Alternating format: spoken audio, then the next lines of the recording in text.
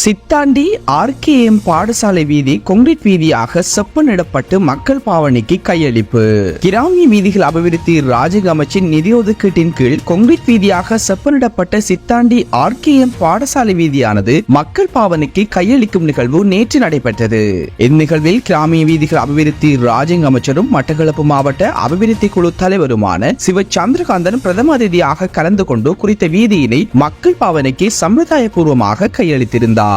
சித்தாண்டி ஸ்ரீ சித்திரவேலாயுத சுவாமி ஆலயம் மற்றும் ஆர்கேஎம் பாடசாலை என்பன அமைய பெற்ற மிக முக்கிய வீதியானது செப்பனிடப்படாமல் காணப்பட்டமையின் காரணமாக ஆலய உற்சவ காலங்களில் மக்கள் பெரும் சிரமங்களை எதிர்கொண்டு வந்திருந்ததோடு பருவமழை காலங்களில் ஆர்கேஎம் பாடசாலைக்கான போக்குவரத்தின் போது மாணவர்கள் பெரும் சிரமங்களை எதிர்கொண்டு வந்தனர். எனவே குறித்த வீதியின் முக்கியத்துவம் தொடர்பில் கிராமிய வீதிகள் அபிவிருத்தி ராஜ்ய அமைச்சரும் மட்டக்களப்பு மாவட்ட அபிவிருத்தி குழு தலைவருமான சிவ சந்திரகாந்தன் அவர்களின் கவனத்திற்கு கொண்டு சென்றிருந்ததோடு இவ்வீதியை துரிதகதியில் செப்பனிட்டு தருமாறு சித்தாண்டி கிராம மட்ட அமைப்புகள் விடுத்த கோரிக்கையின் அடிப்படையில் மேற்படி வீதியானது துரிதகதியில் செப்பனிடப்பட்டு மக்கள் பாவனைக்கு கையளிக்கப்பட்டுள்ளது.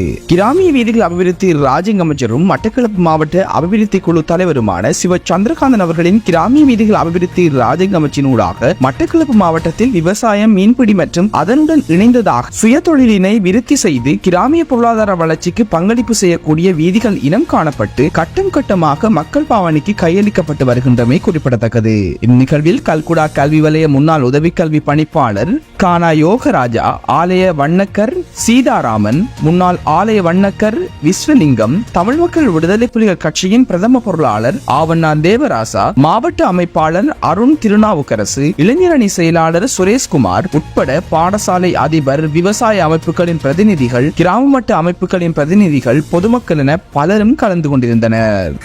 நமக்கு ஒரு தூர்நோக்கு இருக்காங்க. நான் பொறுப்போடு சொல்ற அந்த கோவிலுக்கு அடுத்த பார்லிமெண்ட் தேர்தலில் டிஎம்பிபி பேரிலும் நான் மனசையும் கடவுளை நம்புறோம் கூட டிஎம்பிபி ஒரு பெரிய வரலாற்று வெற்றியோடு அடிக்கும்.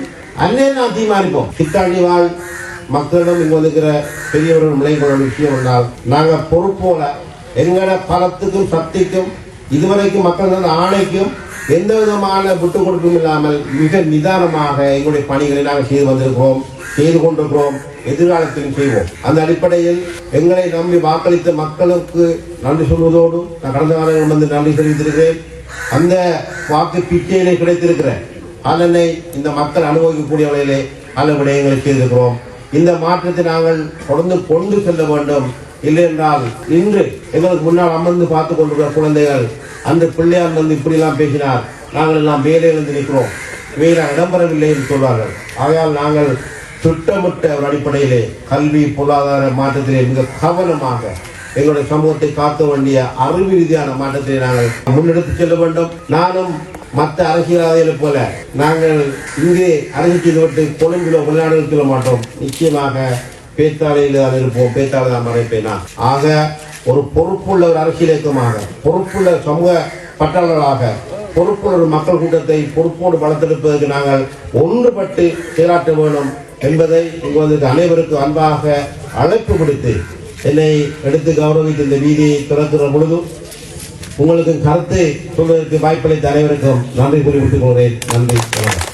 எங்களுடைய தலைவரின் பாதையும் எங்களுடைய சிந்தனையும் இந்த பிரதேசத்துக்கு தேவை என்று அந்த பெருமானுக்கும் தெரியும் என்றுதான் நான் நினைக்கின்றேன். அந்த வகையிலே நாங்கள் இந்த சந்தனமடி வீதியை செப்பனிடும் போதும் எங்களுக்கு பல இடையூறுகள் வந்தது, பல பசைபாடுகள் வந்தது. ஏனென்றால் மாரியம்மன் கோயிலிலே இருந்து சந்தனமடு வரையும் வீதி இப்பொழுது பூரணமாக செப்பனிடப்பட்டு கொங்கிரீட் வீதியாக மாற்றப்பட்டுக் கொண்டிருக்கின்றது.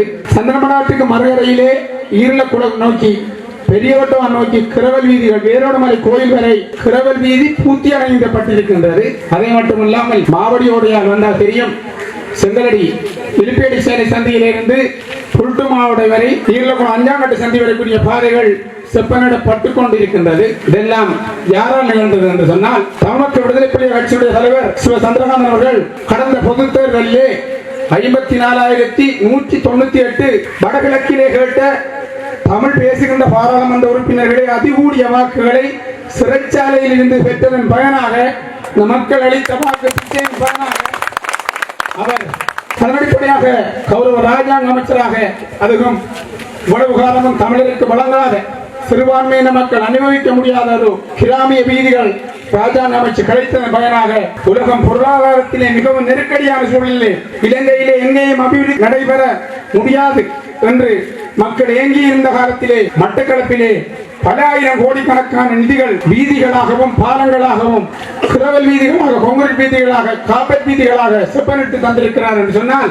அதுதான் எங்களுடைய அதிகாரம் எங்களுக்கு நீங்கள் அளித்த வாக்கின் பயனாக கிடைத்ததன் காரணத்தினால் கிடைத்தது என்று உங்களுக்கு எல்லாம் தெரியும். இந்த பிரதேசத்திலே நாங்கள் எந்த திட்டங்களை கொண்டு வருவதாக இருந்தாலும் நாங்கள் இங்கே இருக்கின்ற அறிவு சார்ந்த அனுபவம் சார்ந்த புத்திஜீவிகளை அழைத்து அவர்களுடைய ஆலோசனை வழியாகத்தான் நாங்கள் ஒரு திட்டங்களையும் இங்கே நிறைவேற்றுகின்றோம். நாங்கள் மாற்று கட்சிகளை போல் தாந்தோன்றித்தனமாக இந்த முடிவுகளை எடுப்பது கிடையாது.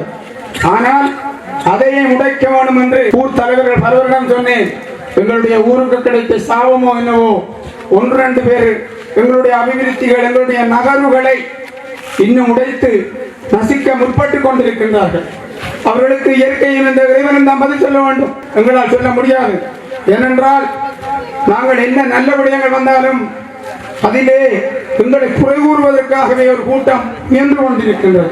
அதனை இங்கே இருக்கின்ற புத்திஜீவிகள், அனுபவசாலிகள், படித்த கல்விமான்கள் முதலிலே உணர வேண்டும்.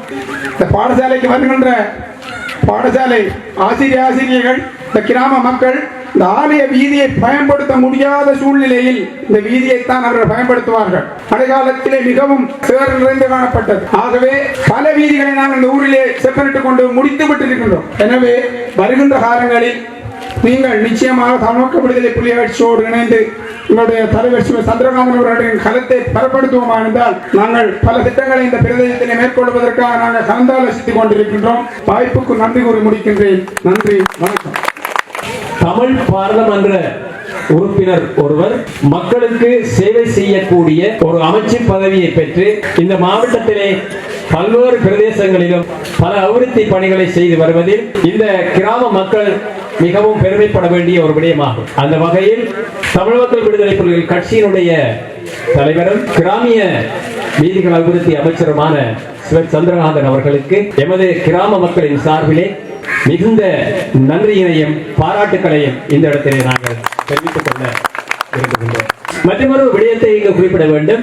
கிராமங்களை பொறுத்தவரையிலே பல்வேறுபட்ட தேவைகள் இருந்தாலும் கூட கிராமங்கள் தோறும் காணப்படுகின்ற வீதிகள் மக்களுடைய போக்குவரத்துக்கு மிக அவசியமான அடிப்படை தேவையாக காணப்படுகின்றது. எனவே அந்த துறை சார்ந்த அமைச்சு பொறுப்பை பெற்ற கௌரவ அமைச்சர் அவர்கள் கிராமங்கள் மட்டுமல்ல, கிராமங்களாக முடிந்து கொண்டிருக்கின்ற மிக தூர பிரதேசங்களில் இருக்கின்ற காடு பிரதேசங்கள், வயல் பிரதேசங்களைச் சேர்ந்த இடங்களிலே தன்னுடைய அமைச்சு பதவிக்கான அபிவிருத்தி பணிகளை மேற்கொண்டு வருவது மிகவும் பாராட்டுதற்குரியது. இந்த இடத்திலே குறிப்பாக நாங்கள் சொல்ல போனால் சித்தாண்டியிலிருந்து மேற்கு புறமாக செல்லுகின்ற எமது மக்களினுடைய வாழ்வாதாரத்தை தழுவிய சந்தனமடு ஆறு தொடக்கம் குடிமிமலை, ஈரலக்குளம், பெரியவெட்டுவான் போன்ற பிரதேசங்களிலே குறிப்பாக 5 பாடசாலைகள் அங்கு இருக்கின்றது.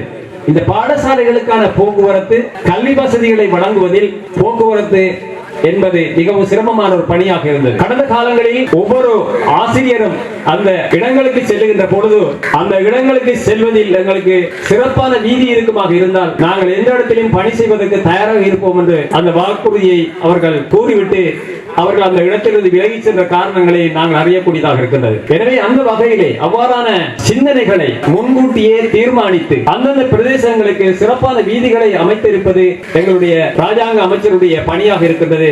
அது மிகவும் பாராட்டுதற்குரிய பணியாக இருக்கின்றது. அது மட்டுமல்ல, எங்களுடைய சித்தாண்டி மயானம் நான் நினைக்கின்றேன் அது கடந்த காலங்களில் 1450 அடி சுற்றுவரையான ஒரு சுற்றுமதில் அமைக்கப்பட்டிருந்தது. அந்த சுற்றுமதில் அமைக்கின்ற பொழுது அந்த மயானத்துக்கு எல்லை தெரியாது. அப்பொழுது அந்த மயானத்துக்குரிய காணி எல்லையை இடம் காட்டியவர்கள் நாங்கள். அந்த மயானம் இந்த பிரதேசத்திலே இருக்கின்ற மிகவும் பாதுகாப்பான மிகுந்த பரப்பை கொண்ட ஒரு மயானமாக காணப்படுகின்றது. அதற்கான பங்களிப்பும் அவருடைய நிதியிலிருந்து புறப்பட்ட பணமாகவே பயன்படுத்தப்பட்டிருந்தது.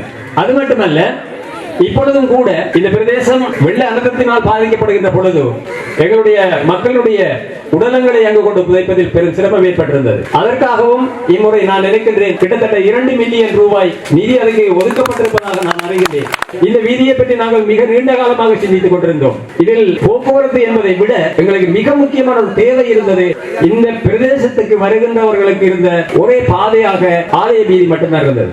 ஆலய உற்சவங்கள் நடைபெறுகின்ற காலம் மட்டுமல்ல, ஆலய பூசை நடைபெறுகின்ற நேரம் ஆலய வீதிக்கு முன்னால் வருகின்ற பெண்களுக்கு ஏற்படுகின்ற இடர்பாடுகளை தவிர்ப்பது இந்த வீதி முக்கியமாக இருந்தது. பாடசாலைக்கு வருகின்ற ஆசிரியர்கள் பல அசௌகரியத்தை மத்தியிலே அவர்கள் இங்கு வருகை தந்திருந்தார்கள்.